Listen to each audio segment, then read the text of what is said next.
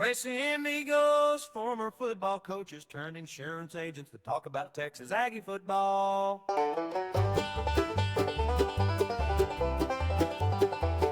right, guys, welcome to Trace Amigos, episode 25.8.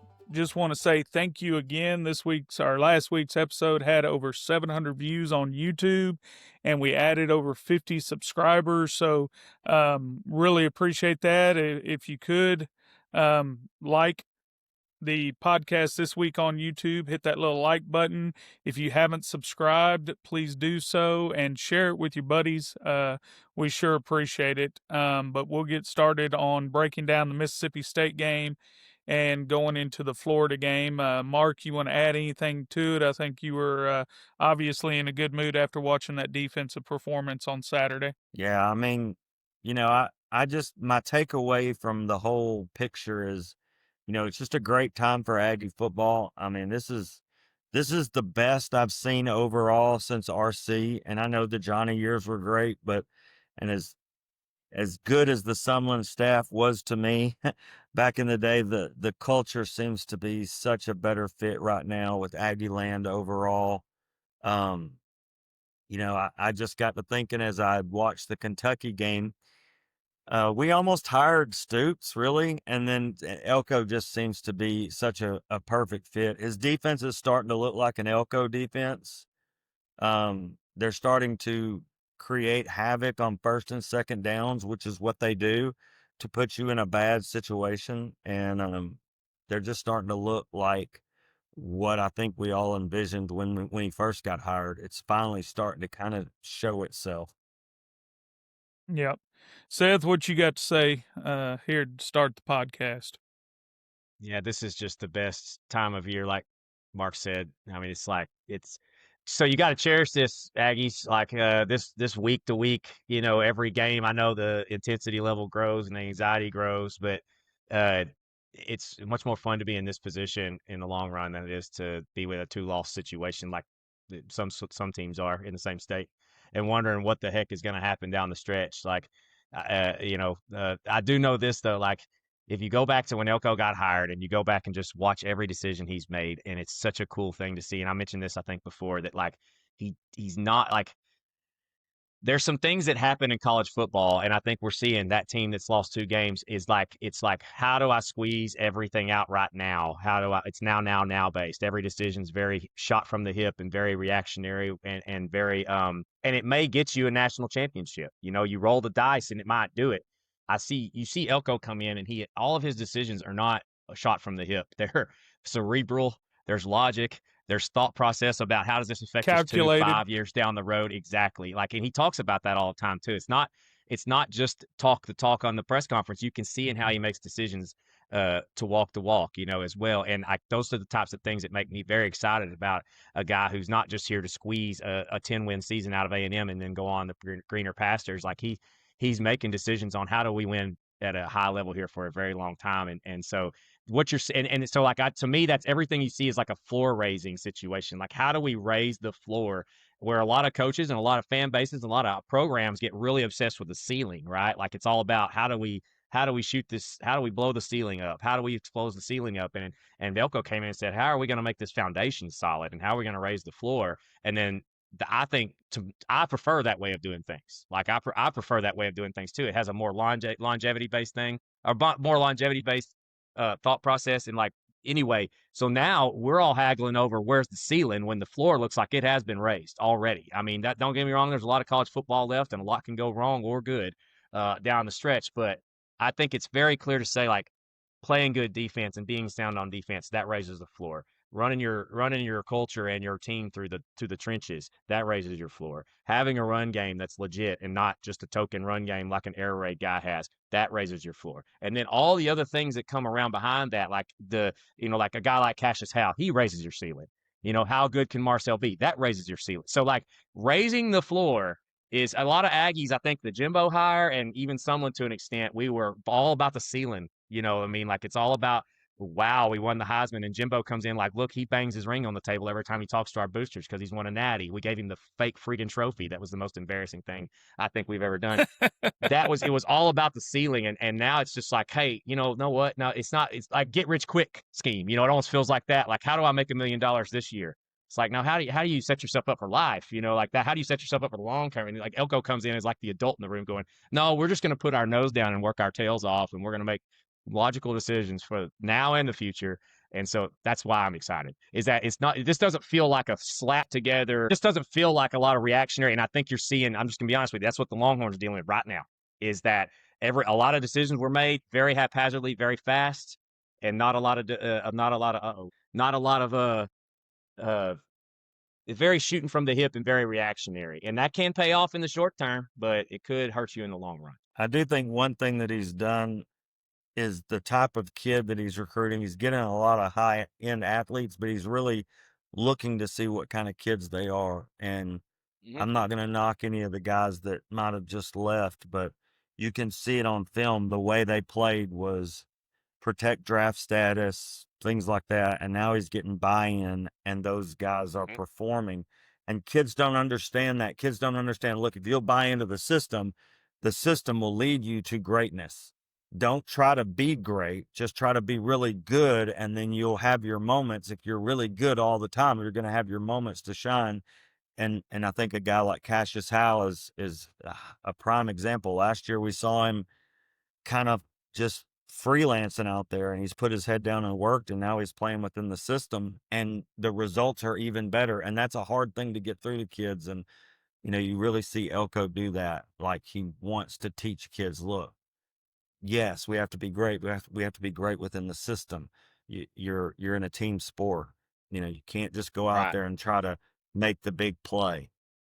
Well, not to get into defense too soon, but how often did we mention last year, even I think, and even early this year, that we thought the sum of the parts of the defensive front could be better than the parts individually last year, and that's looking to be the case because, like you said, people are playing within the scheme and doing what they're doing their job, and that's exciting stuff. And that's what I mean by like long term culture based. Like it just that's very exciting stuff. All right, guys. So heading into the good, bad, and ugly of the offense against Mississippi State. The good for me, and I've gotten mixed. I've looked on ESPN. I've looked on different places. I'm going to tell you, we either had right over 300 yards rushing or right under 3. But regardless, we're at around the 300 mark for rushing against Mississippi State. That is absolutely ridiculous, especially when you think about the fact that our number one running back was limited Saturday. And that's why it's so imperative to what does Trooper call him, the stable. And Stable. he Yep. yeah, and he's got his stable, man. He's got Owens. We all know that dude's the bell cow. I'm sorry, Moss is the bell cow, but you had Owens ready to step in. I think we've all seen the flashes of Moreau or Morrow and seen what we expect him to do in the future. So that's really exciting. It's exciting that the two SEC games we've had over 200 yards on the ground both games, and you've had two different running backs go for over 100 in each game. Moss went for over 100 against Auburn, and then Owens against Mississippi State. So you're not a one-trick pony, and you're showing that you can do it consistently. So that's exciting to do. And in case you were wondering, we can still throw the ball. Craver's still leading the SEC in receiving yards, and surprise, surprise, KC's climbed and now is number 3 in the SEC in receiving yards. So for those people down in Austin that decided to tell all the recruits that we couldn't utilize receivers, I looked at that same list and didn't see any of that burnt orange on that list. So maybe they don't know how to utilize receivers. It's real easy on any given year to make that statement. So I think it's really exciting. The other good I had was I just love, and me and Seth have talked about it, the creative running schemes, including your wide receivers and jet sweeps. So this is the first one they give to KC. If you'll play it back, So I love what they do here, but what I really love is watch that tight end. If you'll go back and let it run one more time, the tight end, everybody, the guard pulls, everybody looks like it's going to that tight end's able to spin around and be that lead blocker for KC and get out there in front. So not only I love the creativity, but that's pretty stinking athletic for a tight end to do what he just did there. And so love that play. If you'll go to the next one, down on the goal line when they give it to Craver, and this is just more your standard jet sweep, getting numbers out in front. You got Owens out there blocking. You got your two tight ends out there blocking. But just the creativity, and you can, Mark can attest to this. But it's one thing to fake those jet sweeps or have those motions, but when you've actually handed it off and been successful in it, now those linebackers and safeties have to take that seriously, and now that's not only going to open up those runs, but it's going to free up Moss and Owens on those inside zones and other runs on the interior as well. So love that creativity, love utilizing that. What was your good, Seth, for the offense? I didn't even look at your stuff as I was typing it up, but it's basically the same things. The jet sweeps and the gadget runs, huge fan of those. It's such a cheap and easy way to get 1 in 7 more touches. Like that, those Absolutely. guys, like, they need touches. Like, to be fair, on that jet sweep, there was an unblocked man to make the tackle on Craver at about the 3-yard line. Did he make it? He did not. So like, Craver and KC Concepcion are going to make one guy miss pretty often, even if the jet sweep gets sniffed out. And when you get in the red zone, particularly on the jet sweep, I think that is where the jet sweep is such a dividend payer, because when you get to the red zone, we talked about the stretches. I had my big graphic at the beginning of the year about vertical stretch and horizontal stretch. When you get into the inside of the 5 and inside of the 10, there is no more vertical stretch. All you've got is horizontal stretch. And so you need to utilize it as much as possible. That's where I'll talk about it more in the bad, but just keep that in mind.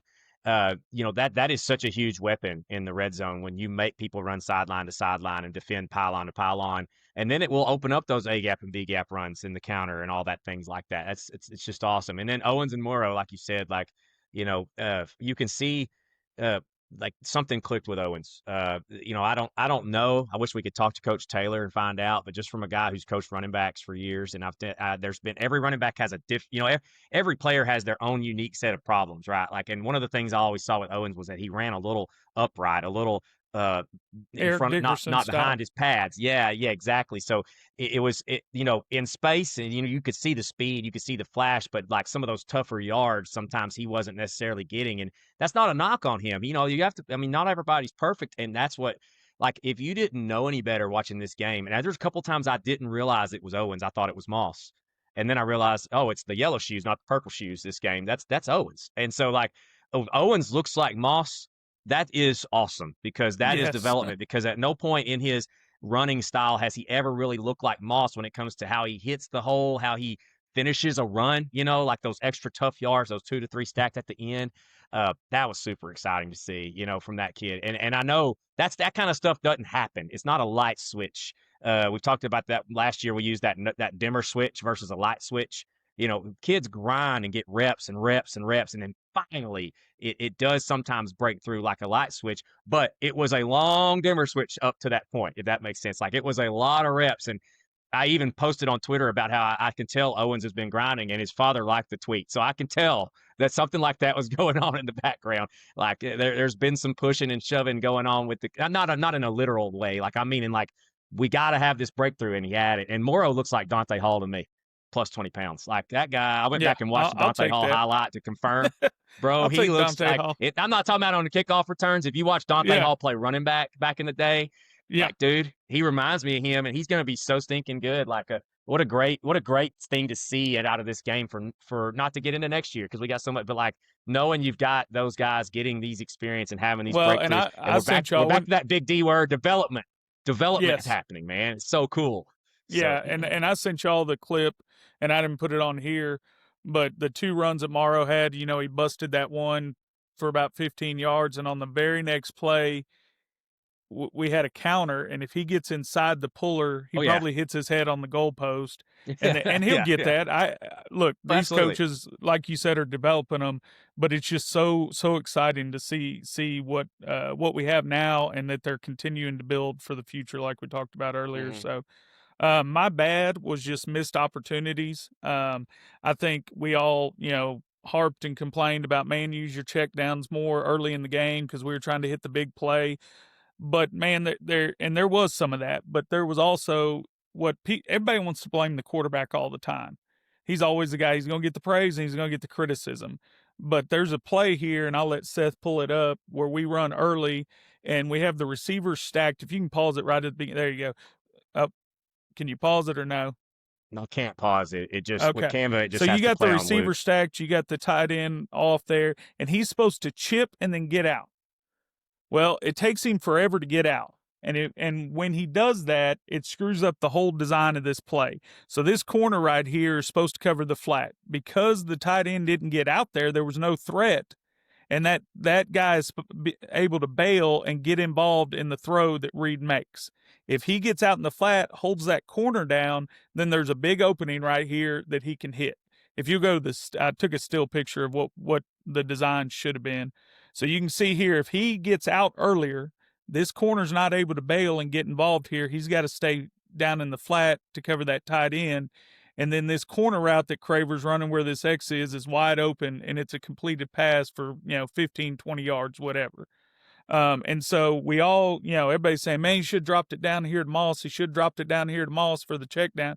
And he could have, but had the tight end released when he's supposed to, then this corner would have been down and his read would have been what it was supposed to be. So, like I said, I think there's missed opportunities there. If you want to go to the second play, great design, love the motion.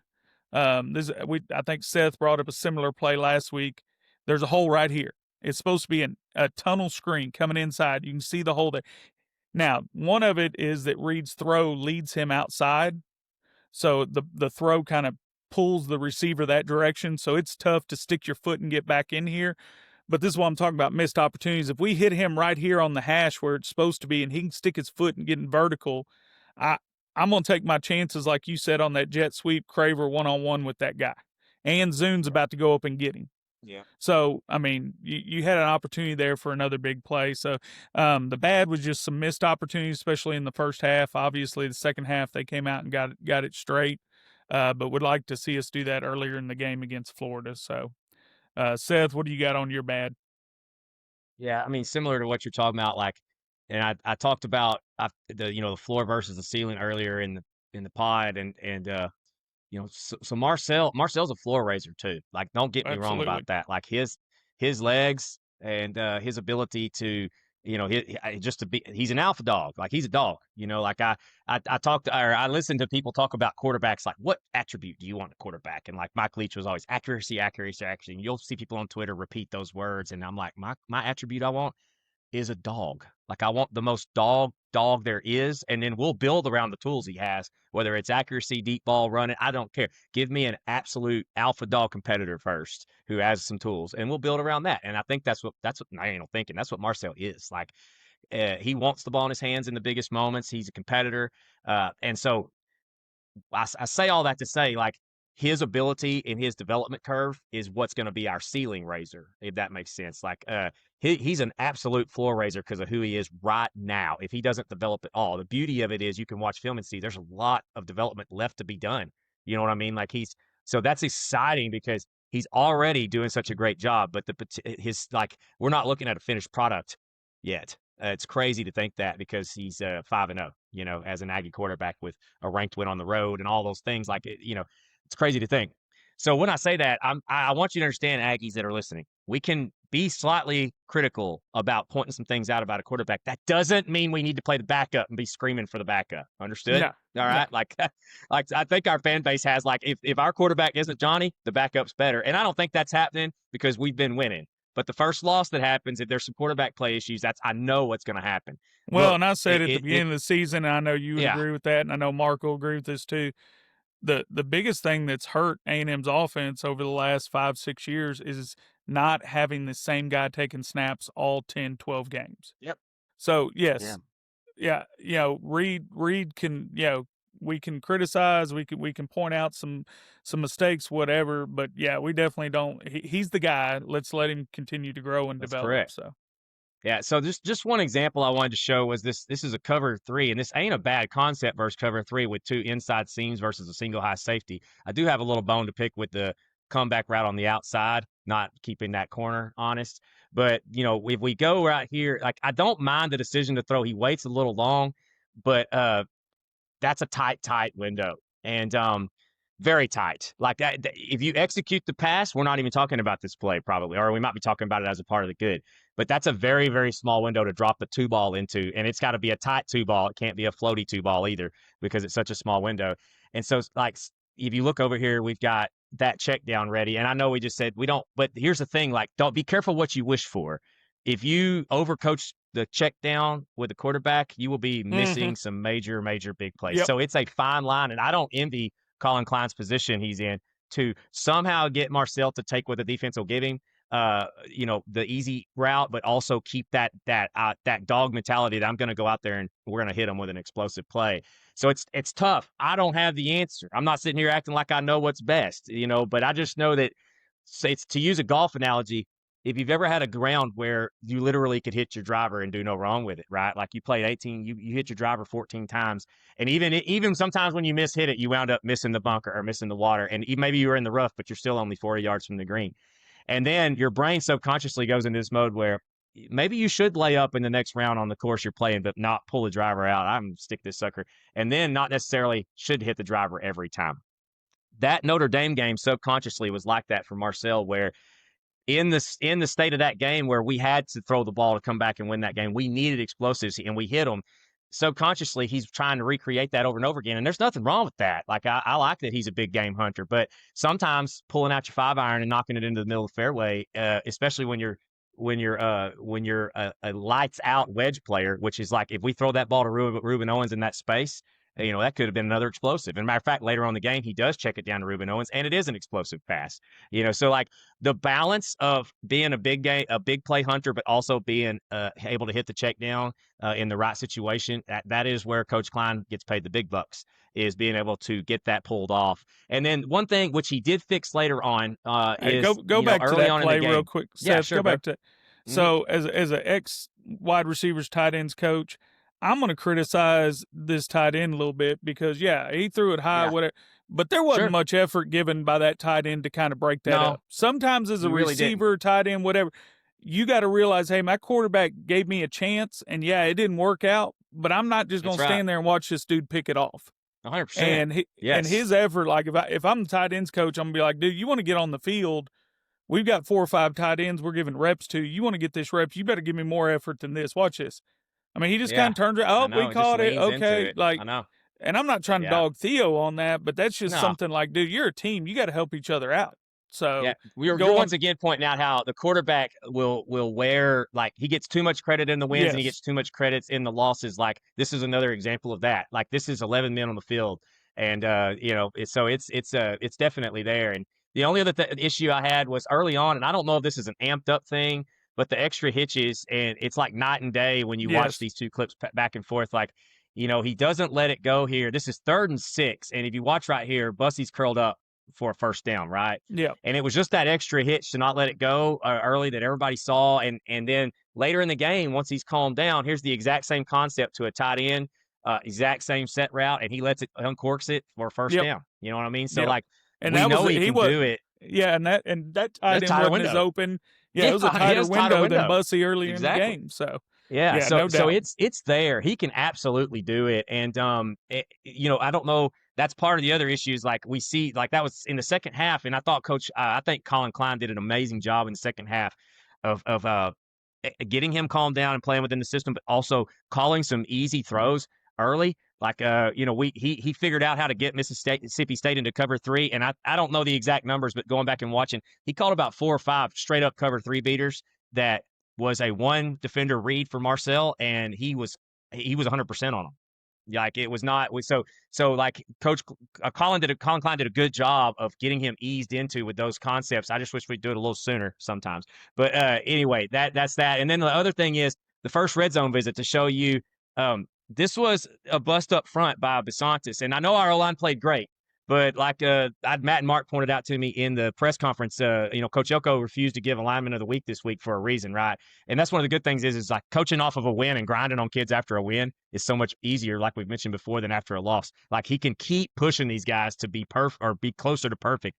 And this play was straight up blown up because the most junior high football mistake. I've coached in the wing tee, and I've seen guards pull and run into each other about 100 times in junior high football. And that's what happened here. Besantis pulled on the counter. He should not have pulled on the counter, and then he clogs up both of our pullers. And so I'm going to go to some steel frame shots. That's what this play should have looked like. We should have had a big down block wall being created, and we've got 2 guys left for a kick out and a cram block is what we call it, our lead block, and that's what it ended up looking like. Our cram and our kick got blocked by Besantis, and now Moss, and so this ends up being a -3, right, and gets us totally off schedule, off in this goal line issue. And to go back to our love of the jet sweep, like I get what we're trying to do here with this super big ugly package of with 13 personnel and an extra lineman in the game.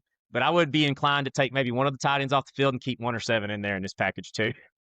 just to keep that horizontal stretch the problem action is, we Seth, can get too. Yeah, the problem is, and it's not a problem, but trying. They've done such a great job in the portal and everything and getting all these players. I mean, you look on there, you got Ridley, you got you're talking about Casey and Craver. Trying to get them all touches at the right times in the right spots. So, but yeah, you definitely it's definitely never a good look when both guards pull at each other. So, all right, well, yeah. So my ugly, and I'll harp on it again, but I will say, hey, I was happy the second half. But these guys are in a group text with me. They knew how angry I was that first half with those penalties. First half we had 7 penalties for 55 yards, which is unfortunately on pace with what we've done the last couple games. But to their credit, second half we had 2 penalties for 9 yards. If we can do that on Saturday, it'll be really exciting what this offense can do. So that's what I've got for ugly. What you got, Seth? Sure. I did watch the press conferences on Sunday night, or was Saturday night after the game. So amped up, couldn't go to sleep. So I just pulled up and watched them all. And I laughed at Craver in the press conference saying, yeah, Coach Elko addressed the penalties at halftime. Very, just a little bit, like there might have been another chair throwing, who knows? Yeah. So I don't, I know that like people talk about the halftime adjustments and stuff, and sometimes that stuff's a little overblown. You can't just go in there and draw up new plays at halftime. That doesn't happen. But you can make points of emphasis, and you can make little tweaks on things you're already doing. And so, that was his point of emphasis at halftime, was cleaning up penalties. It actually finally was emphasizing, or it actually got through to him in that second half, it seemed. All right, my ugly is not even from A&M. I can't help it. I was watching Florida and Texas. The left guard situation at Texas is ugly. I made fun of the Oklahoma left guard. We have a new leader in the clubhouse. The left guard situation in Texas I hate to break it to you. It's not just the left guard. That whole offensive line is I know, bad. But the left guard is in a league of his own, and those kids are probably great kids. They're probably really nice boys, but my gosh, that was bad. Seth, it was ugly. Yeah, can we not expose that stuff right now? Those guys have a lot of times to fix and mix and match, and November's a long way away. You're hoping to see that same guy in November, huh? You're hoping to see that same guy. They're already rotating 2 guys there. They're already rotating 2 guys there. They're like splitting them series. So they already know they're trying to make somebody win that job, and they're just out losing the job to each other. So there's a guy here in Hallsville that's a big UT fan, and he posted something on Facebook about "Don't break my heart again" or something like that. And I said, well, y'all better clean up that mess on the offensive line. And he quickly messaged back and he said, only Jesus could fix that. This season, he might be right. Look, he might be. Man. Look, it is not time to start scouting that offense yet. I know. Exposing stuff. We won't even see that friggin' guy now. And the guy that comes out, I doubt it. Now, look, I was watching Florida's defense, but, man, you can't help but see it. You know what I mean? I was trying to figure out how is Florida getting so much pressure, and I figured it out. I saw it, too. I just wasn't going to mention it. Well, I'll tell you what, if Sarkisian's watching this show, hats off to him. Yeah, that's right. If he's trying to get some stuff from us. So. All right. Well, Mark, let us know about the good, the bad, and the ugly against Mississippi State. I'm just going to say before I let Mark go, it's got to be hard the last two games to find much ugly. It's No pretty doubt. impressive to watch that defense play. But Mark, go ahead, tell us your good, bad, and ugly, boss. We just keep shutting drives down. I think as a defense, it's a thing that like offense is like, we got to score, right? We got to score. We got to. I wonder sometimes how, and I think about watching the Cowboys the past couple of years, all these explosive players, but then when it's like, hey, we're up by 4 and we get the ball back and they go 3 and out, like sustain a drive. Well, on defense, it's just the opposite of that. Can you shut a drive down? Can you, I'll just tell you this. If a drive gets over 8 plays, chances are they're going to get points out of it. You want to limit that to 3. But these guys aren't letting them get to 8. They're not letting them get to that 8-play drive. They are shut. If we're opponents are 1 of 23 on 3rd down. And a lot of that though is what they're doing on 1st and 2nd down. The blitz packages are starting to form up and look like what we thought of when we think of Elko back as a defensive coordinator. He just kind of you turn the film on back then and you can kind of see, God, everybody's where they're supposed to be, and they're wreaking havoc and they're reading on the fly, and we're starting to look like that. The tackling has improved so much. I have to give that the really good. Our open field tackling is so much better than it was last year and at the beginning of the year this year. So you can definitely tell it's a point of emphasis. I mean, I have so much good to give out. Like Samford, like you guys know, last year when Samford went in the games, I was just pulling. I pulled all my hair out. See, I mean, he just was the lost ball in high weeds. I mean, the dude was like taking his read step, and then okay, boom, you take your read step. It's usually it's a short, quick read and react step, and then oh, it appears, and now trigger, and that guy was like, "What are you doing, dude?" Like it was like slow blinker guy, right? And then a guard's on him, and it's over for him. That dude has improved so much. I mean, he's playing like an all-American linebacker right now, and that's just awesome to see. Um, that just says that we have a phenomenal coaching staff. And I know Elko mentioned this because everybody's like, well, you've been more involved in the defense. He's like, wait, whoa, I got great coaches. And I think he's been more involved in teaching those coaches, look, this is how you get from point A to point B, but he's let them go out, and you can tell that linebacker coach is doing a great job, because if you see the growth in Samford, he's doing a great job. D-line coach from the beginning of this year now, unbelievable how far they've come at like fitting things up right. That was my biggest fear going into the season, was that D line, and it's just crazy. So like, and y'all can speak on this. When I was a high school coach, I'd hear kids and parents talk about, I want my kid to be all district and all this and all that. And you try to get kids to understand, guess what? When you win as a team, those awards come. But when you focus on my individual batting average or my individual tackles or my individual sacks or whatever, passing yard, whatever, when you focus on that, then nobody gets awards, because you're not winning because you're focused on me and not the team. This defense right now is fun as heck to watch, but you don't see individuals. Now you got Howe and you got Sanford and you got some of the, but they're doing their job and benefiting from everybody doing their job, if that makes sense. So that D line, yeah, it's been amazing to watch. So. And I'll say this about the D line: that the reason I wasn't worried when you were worried in the spring and the summer is there's not a bunch of name guys, right? And I'm not going to pick on anybody, but in the past, you can see guys worried about draft status, and they're out there trying to make plays instead of doing their job.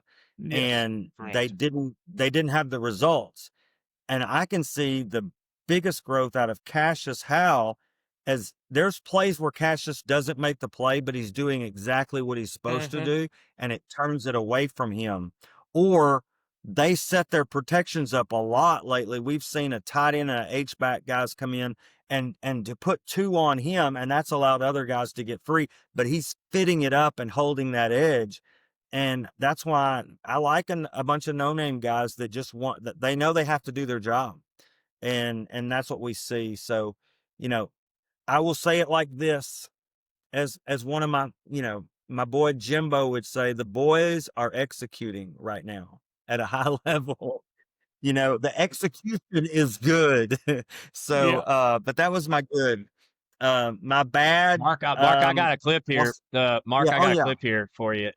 So like just talking about Cal, like a guy who is getting the name recognition, doing some dirty work right here, right? This is called a spill Wrong technique. shouldering Yeah. the yeah. So there's two ways to play a gap scheme. You can spill it or squeeze it, and we're spilling it here. And that when you are the first guy in the spill technique, you are not going to make the tackle. Yeah. You're But if not you do your job really well, Well, somebody else is. Yeah, usually you're not. So and Seth, I want to Mhm. say this, so you're thinking spill technique, but this is really called an under technique. So since he gets the first puller, he's going to work underneath and turn him and box him off to set a clean edge, and that's what he does there. He does, back in the day, we used to just wrong shoulder their Mhm. thigh pad, put them on the ground, and they've kind of gone away from that because of just the rules and stuff. Sure. But his ability to what we call slip it and then hold it, Yes. man, Yes. the way he squares that outside pressure off closes the hole. Right. He's limited his hole. Now that closed the space on a running back, and that's pretty high technique. And yes, it does take some unselfishness there, knowing that, hey, I'm probably not going to make the play, but I've got to do this job of holding this guy right here. I'm going to slip him, hold the gap, and square him off. It's beautiful work. And that's where, I Beautiful mean, as work. a guy who's coached a lot of gap scheme runs on offense and coached running backs, like I would hate to see this on film just because this is not how you draw this play up. The guard Nope. should not be logging around. That's not how Nope. you want that to go. And then there's a safety right there to make the tackle. I mean, this is just as technically sound as you can just about get. I would rather face a team who's going to try to blow up the puller or squeeze it down, just because at that point it becomes a mano-a-mano game of your guard versus their guy. And so, but this is And so technically sound. It's very difficult to deal with as an offensive and guy thinking about it that way. Seth, Seth, our rule was Mhm. always this when we decided whether we were going to box something, whether we were going to spill something. Those are really the two that we use. And technique comes in after that. But our job, anytime on defense, is to narrow the space for the second level. Wherever the second level is going to fit in, we need to narrow that space for them. We talked to linebackers about be Yep. tied off Yeah. piles because in Yep. space, those guys back there to beat you. Because they're good in space and we want to narrow that space. And they did a great job. I love how the safety comes in, and even though he's got Yes. that gap, he's Talk got about tight. his Talk outside about tight shoulder. off a pile.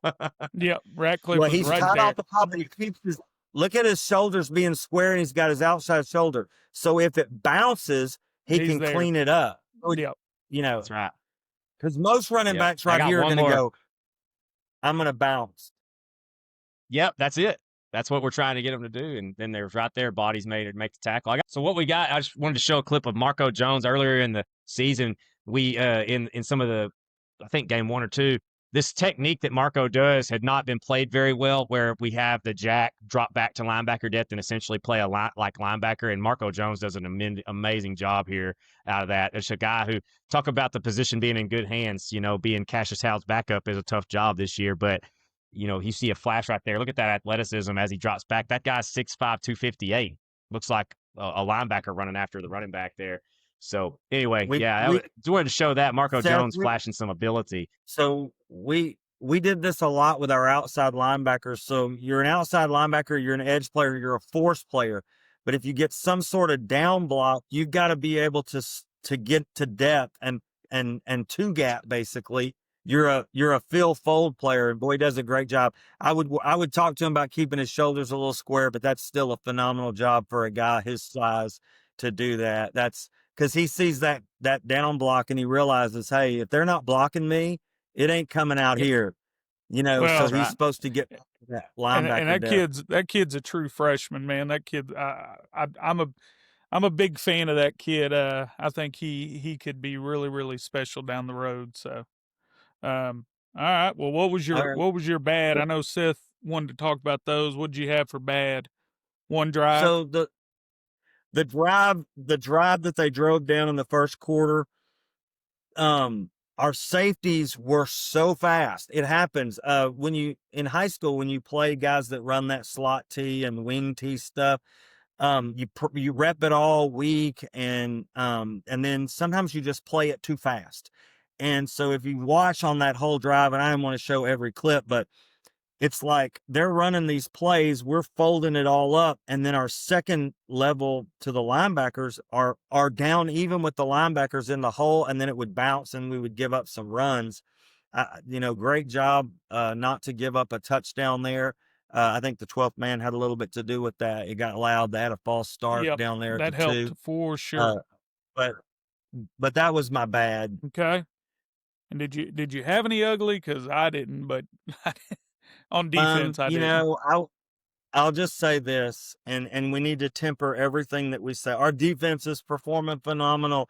We're throwing words like wrecking crew around, and I would just say from a guy that's just watched film 2 weeks in a row on Auburn and Mississippi State, easy, because those are two really bad offenses. Um, Auburn's scheme is just laughable to me, and they're not talented up front. They got some athletes on in space, but they can't get them the ball. And so, the quarterback play against the Aggies has been very poor. But if we face somebody with a good O line and a good quarterback, it's harder. And I think if you go back to the Notre Dame game, even though we've seen all this improvement, we haven't played Notre Dame 3 weeks in a row. I would love to see us play them again to see how much better we've really gotten. A good I'll quarterback let you. play, and I think we'll get a little bit of that this week, but to me, the ugly is what we're facing. We should be doing this to these guys. It's Yeah. exactly what we should be doing. And we're doing it. And so credit Yeah. to us for doing it, but understanding that these guys aren't very good. Yeah, I don't know if I want to play Notre Dame again. I keep seeing that quarterback's highlights. That kid's getting better and better every week. Kid is Good good, grief! man. So good. I'd love All to see right, it in the national championship game. I'd be all right with that. I'd take that. All right. So going into Florida now, they base have a 4-2-5. Their D line, their best D lineman's a senior, 5th-year senior, 94. Against TU, he had 6 tackles for a loss. Against us last year, he had 3 tackles. Didn't do a whole lot, but as we've talked about, kids can develop and get better. So he on film he looks like the best D lineman they have. And I'm going back and forth a little bit with their defense because I do think they're talented, but are they the team that lost to USF, Miami, and who was the other loss? There was 3 losses there. Or are they the team that beat TU on one Saturday? And so we'll see going into that game. Everybody's talking about how much pressure they got on Manning, which they did. But going into that game through 5 games, 4 games, they had 3 sacks in 4 games. Okay. They had 6 against Texas. So either they really figured it out or TU's O line's as bad as I think TU's O line is. So we'll see. I'm not saying that they're not good up front. I just it's kind of hard. They played one good game and all of a sudden they want to say Florida's back. So we'll find out on Saturday. I do think that their D line is good against the run. They're averaging giving up less than 100 yards. Um, but I don't think they're as good up front as Auburn was up front. Um, and so I think we can run on them. I think they're up front. They're definitely better than Mississippi State, no doubt. But I don't think their front is as good as Auburn was, and we were able to run on Auburn. So moving to the linebackers, number 5 is probably their best linebacker. He's a sophomore, very athletic kid, leading tackler on the team when we played him last year.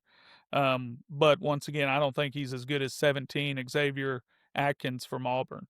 Nobody. I'm not saying they're not athletic, not good, but I don't think their front seven is as good as Auburn's front seven.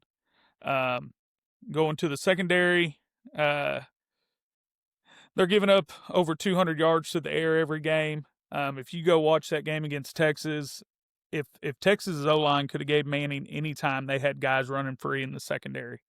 So I'm not saying they're not a good defense. I just think they're definitely not a lockdown defense either. They try to mix up zone and man. They lose people in the zone. They can't keep up with people in man. Um, so I think they're susceptible in the secondary. And like I said, if you go back and watch the Texas game, there was multiple times receivers were running open and poor Manning was on his back or running for his life and didn't get a chance to get it to him. So I don't Matt, know. I can I think, say like I something? said, I think they're yes, sir. Yeah. So I would just when I watch them, I think their front seven is really talented. And you have to be when you run the 4-2-5. They remind me of when I was in junior college at Trinity Valley, and we ran a 4-2-5, and our two outside guys, the robber and the whatever you decide to call them, those two guys were freaking phenomenal. We won a conference championship off that, and they have the pieces, but their pieces are not always where they're supposed to be. There's some guys in their system that freelance a little bit. I think they leave a lot on the bone because they're just not always together in sync. But they're athletic. They Yeah. can run Yeah. you I think they're down. at, yeah. I think they're, Nobody's as good as 17. 17 may be the best that there is. So from Auburn. So I wouldn't, yeah. it's hard to grade against them, but they're Yeah. athletic. They can tackle. They're a challenge. Yeah. I think they're athletic. I just don't think they're nearly as physical up front as Auburn. And I do think in the back end, they don't necessarily, I guess that's a good way to put it. They don't play well together on that back end.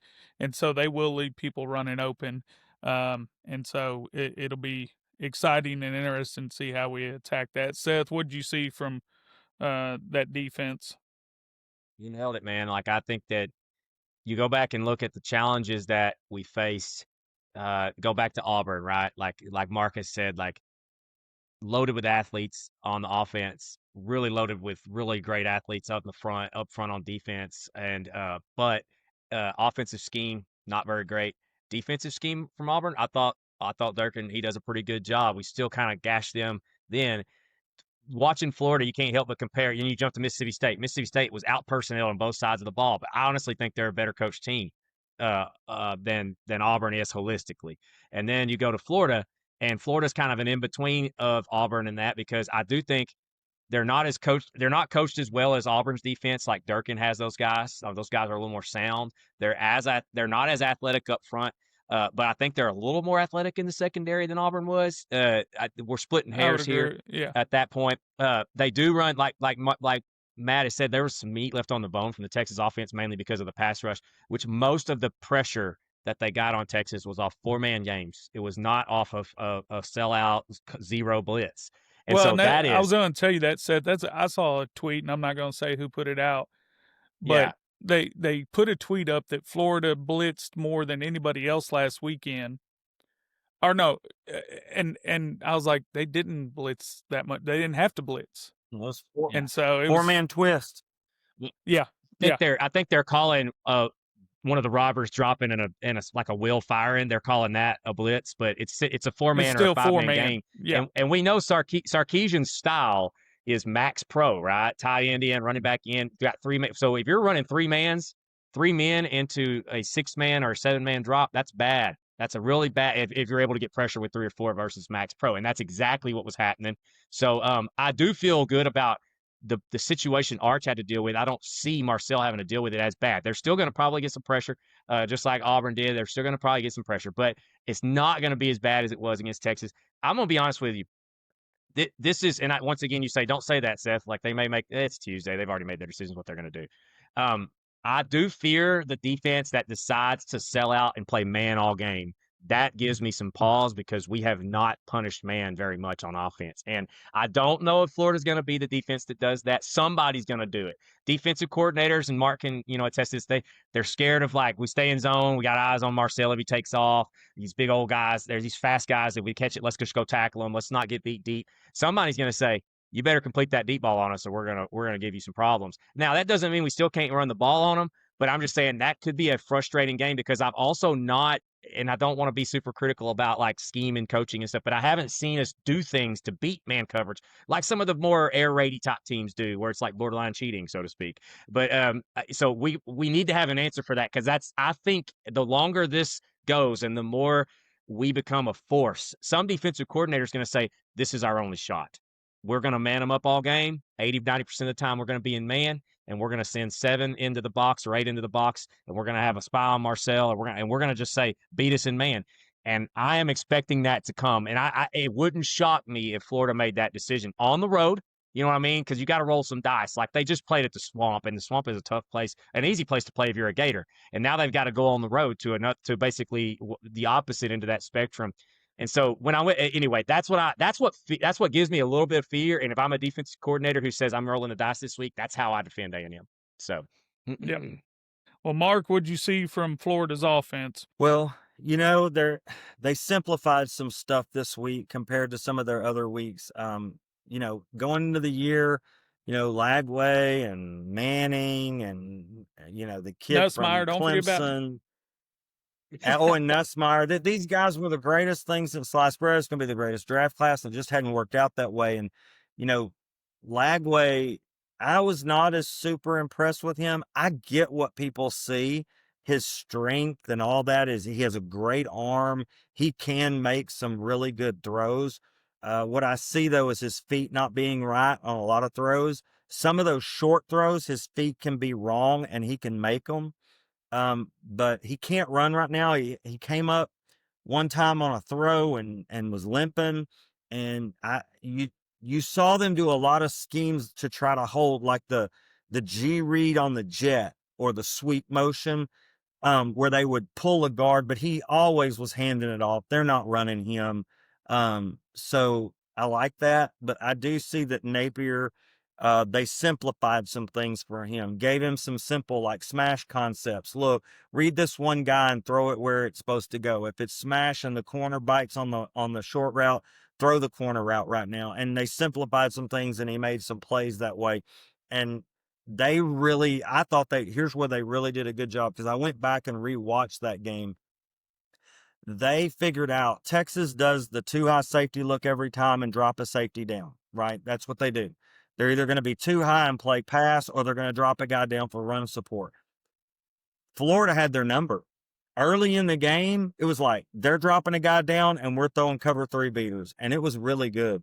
And so, it'll be interesting to see what their scheme is against our guys, where we're going to put 2 guys in man on the outside, and we're going to drop a safety down, and he's going to be screaming with an attitude. Good luck. Because we can get pressure on quarterback, and Texas really didn't. Their wide receivers, they have good receivers, but their guy is the freshman Dallas Wilson, and that dude's going to be a number 1 pick. Yeah, he's built like Black. He reminds me of Black. He's a big old dude, fast. For a freshman kid, man. How do you build kids like that at that age? Good grief. Made in the lab, Yeah. And with what Seth said about being a dog, he's a dog. He's the kind of guy that wants the freaking ball. Give him the ball every way you can give him the ball. He can do everything. Man, he's good. It'll be interesting to see him match up against our corners. They run a lot of the mesh concepts, Seth, and sometimes it's not a mesh, it's just a shallow. And when Lagway gets pressure, he knows where it is, and they're very good at completing that. So it's going to be hard for us to just stick in man, and they run that guy all the way across the field. That's hard to cover. You got to have a backside guy there. That was some of their big plays early. Their tight end, he's okay. He's not great. He's mostly a blocker. They use him on that pro protection to give an extra guy, which I think they'll have to do against us. They run a lot of split flow zone with that tight end. So the whole line is going zone left, and the tight end's coming back to kick out that end for the cutback play, and they do that really well. And so that's kind of where they use him. They'll use the Wilson kid on a jet sweep, and I think we're definitely going to see that. Their O-line, center guards are better than the tackles, but I heard Elko talk about how their left tackle is like a stud. But man, he made some mistakes against Texas that it kind of exposed that. I'm not sure that I'm as impressed, but maybe that's just one game. He's definitely a cerebral tackle who knows what he's supposed to do, but they don't stick on blocks. They did early. They stuck on their blocks early, but as the game went on, the reason Texas got back in that game is they started not sticking their blocks as well. But they're a good O-line. They're solid. They're not near as good as Notre Dame's O-line. They're probably better than what we've seen the last couple of weeks, so it'll be a challenge. The running back is the guy they really want to get the ball to is number 13, Jadon Ball. He's averaging 5.2 yards a carry, and he knows how to find the good. hole. You talk about Yeah. when to hit it and when to be patient is like this battle that you fight with a running back, and he's very good at it. He figures it out. And like I said, they'll run a lot of split flow zone. Defenses will take that away, and then they have that kick out on the back, and he bends it back.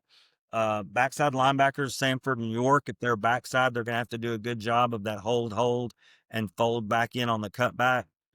And they're going to have to be good tacklers in space against a good back. That number 13 is a good, strong back. He's an SEC back. I don't think we've seen an SEC back since Notre Dame. And they're not SEC, Right. but they have SEC backs.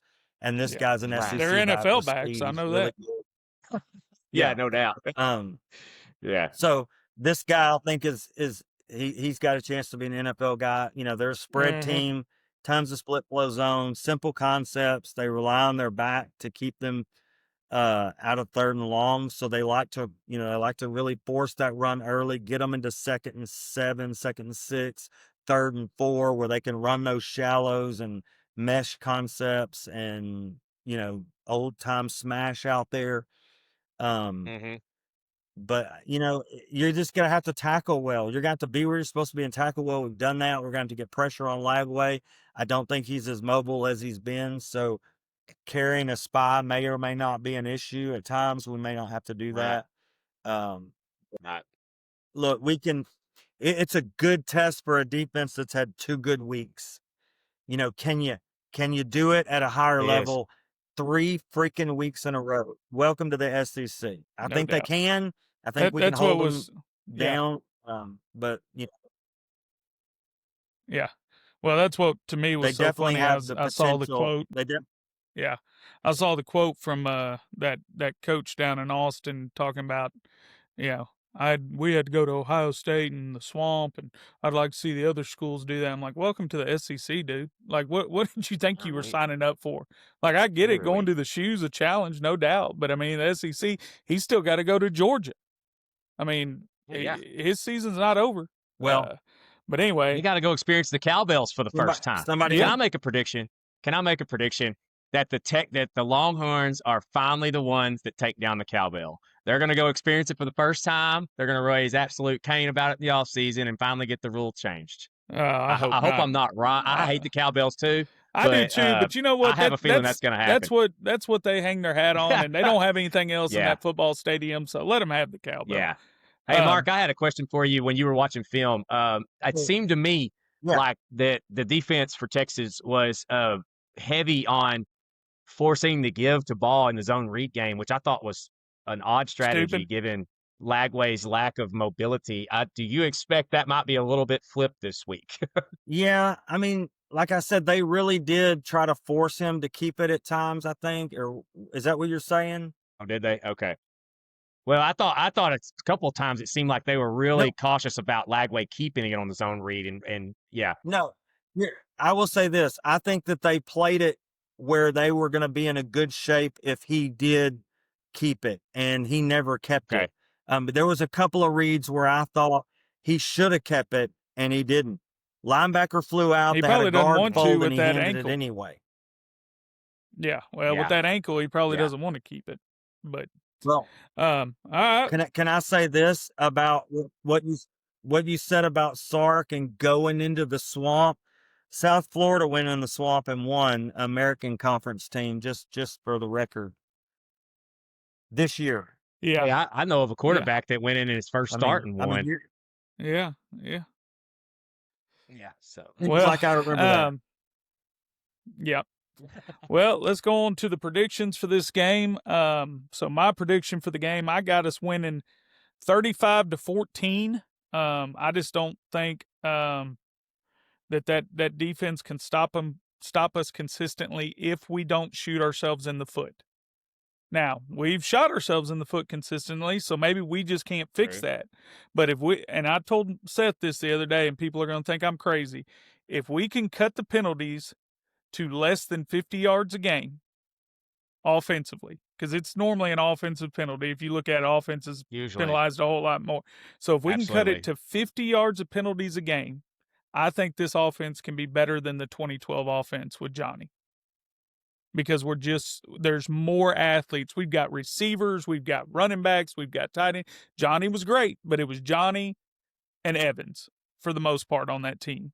And I think overall, if we can cut the penalties down and get under 50 yards a game on penalties, we can be better than the 2012 offense. And I won't speak on the defense too much, but I will tell you the 29 points that Florida scored is the most they've scored all year against Texas. So take that for what it's worth. So Mark, what do you got prediction on the score? And I'm being very cautious here, but I'm going to go 28-13. I think it'll be a little bit of a challenge. It's the third week in a row we've had, a game like, oh my gosh, Auburn's coming to town, night game. Let's get up and we got to get this done, first SEC game. And then, now Mississippi State comes in at 4-1 and they gave Tennessee all they could handle, and and boy, they got to do it again. And it's about the same situation, but I say we hold them to 2 field goals and they break one somewhere on us. I literally could see us holding them to 3 or 6, but I'm going to say 28-13. Okay. Seth, what do you got? Now, that 2012 offense, that was a fun offense to watch, but it's like watching Oklahoma's offense right now. Now, I will say Cliff Kingsbury has grown, but the 2012 offense, the run game was a necessary evil. It was just something that we got to have a few, we got to have some run game because it's just required. Cliff has grown. If you watch the Redskins offense now, that dude has bought into some run game. They do some of the greatest counter and GH counter stuff. It's really cool with Jaden Daniels. But that's why I joked whenever we were watching, like, OU to me is like watching like the generic brand version of 2012 A&M offense, because the run game is an afterthought or the Hill Country Fair, depending on where you shop. Yeah, it's just not quite the same. A little bit bland, a little bit less seasoned, but so anyway, this offense could be the most complete offense we've watched in a while. As far as like, there is a real, because like you go back and watch, and I know Texas can say, well, we ran the ball for this much. If you go back and watch the game, the running backs did not run for anything. Mm-hmm. It was all Arch tucking it and going, and like we actually run the ball with running backs too. Mm-hmm. That's our. It's pretty cool that we do that. Anyway, so long story short, I think 31-17 us, because I think the offense is going to put it together this week. They had, because all week they're going to get told, fellas, y'all scored 7 points against Mississippi State for 2.5 quarters. You know what I mean? And they're going to and Marcel's going to watch that film. And there's 2 games in a row where we've tried to bite off and big game hunt. Like Mark's talking about that third game, the offense has a lot they can get grinded on in film about, even though they're wins. And that's what's so great. And so I think the offense is going to put it together, and I think the defense is going to do their thing. I could see Napier kicking like a last minute field goal or something to make it 17, some inexplicable field goal or something. But I do think the wide receivers are going to be a really good challenge for our corners. Like, our corners are good. Like, I mean, it's going into a game knowing your corners can man up people is such a freaking advantage. But like, Dallas Wilson's a matchup nightmare. He really is. And so he's good. It's going to be a good challenge for us. And here's my question, fellas. I could see it. I could see him popping us on 1 or 2 for that. Okay, here's my question for you. And I think Wilson's very, very good. Is he better than the wide receiver Auburn had? No. Or about, I think he's close. I think he is. Yeah. You think he's better than that kid? Just not as polished. He's not as polished, but they're going to use him better, my question. And that makes him better. Do you think he's better? Do you think he's better, or do you think Florida actually has a quarterback that can throw? I would lean towards that. Yeah, I would too. I would too. So, that poor kid at Yeah. Auburn, man, he's going to look I'll- back I'll when he just gets to say the this. NFL and go, man, I wasted 3 years at that place. Yeah. So, all But right. Well, Matt, I will go say ahead, this: Mark. if I'm a GM in the NFL, just watching how the Auburn kid plays and watching how this kid plays, I'm drafting this kid because he's got a little bit of dog in him. You sold me. You sold me with the dog comment. Says that dog, that's like the trigger Yeah. word for him. Hope no car salesmen are listening to this. You'll be buying a new car by the end of the week. Anyway, all right. So my player of the game, I'm going to put KC as my player of the game. I think he's going to go over 100 yards receiving. I think he's going to have 1 touchdown in the air, and I think he's going to pop a touchdown on a punt return. He was dang close to doing it last game. Yeah. And that dude is so excited when he catches every time they punt to him. I pray, I'm like, just give him 3 yard space. Just give him 3 yard space and let the Yes. kid do his thing. He is Yes. so special with that ball in his hand. So I got KC as my player of the game. So Mark, who's your player of the game?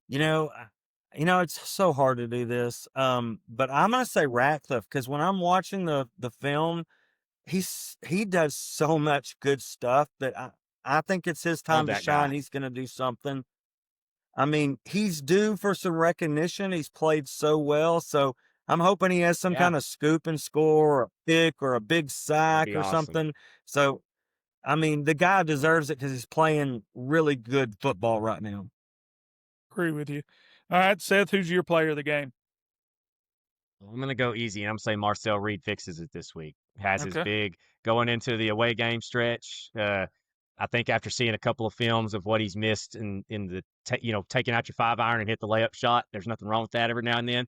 That I can see that happening. 2 weeks of film built up. A lot. There's going to be a point of emphasis. Going to have a breakthrough week of practice, and I think he'll come out and throw for a really high completion percentage and just and put points on the board. So. All right, guys. Well, we're going to ask you again if you would like, share, comment on YouTube for us.